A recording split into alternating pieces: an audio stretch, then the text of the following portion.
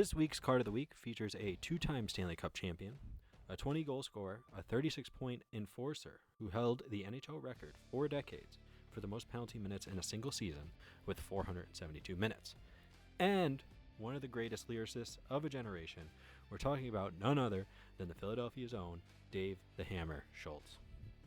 Dave Schultz got the nickname the Hammer because, well, there are two heavyweights. Dennis can handle himself, and of course everybody knows about Schultz. He hammered people, and he did it really well. After the Philadelphia Flyers were dominated by the St. Louis Blues, Ed Snyder set out to build a tougher team, swearing his club would never be embarrassed on the ice again. If they were going to lose, they were not going to be beaten.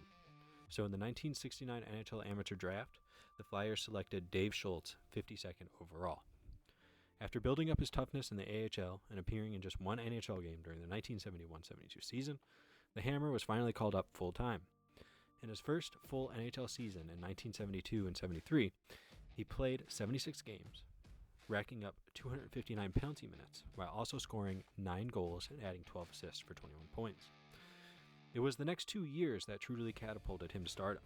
Schultz became one of the most well-known enforcers in hockey as part of the Philadelphia Flyers, now famously dubbed the Broad Street Bullies, a team that, with the help of Bobby Clarke, would go on to win back-to-back Stanley Cups.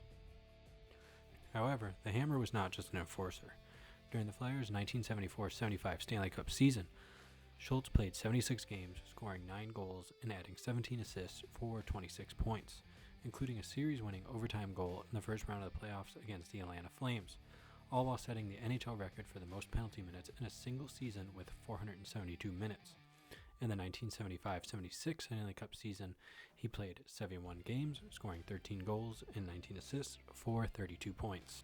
Over his entire career, which ended in 1980, Schultz played 535 games, scoring 79 goals and recording 121 assists for 200 points, finishing with a career plus-minus of plus 41.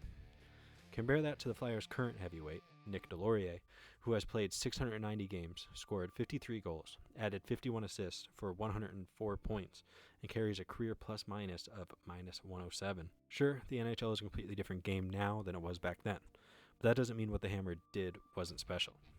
While Bobby Clarke and Bill Barber used flash and skill to score, Schultz brought fear, toughness, and intimidation that made opponents think twice about messing with the Flyers' skilled players.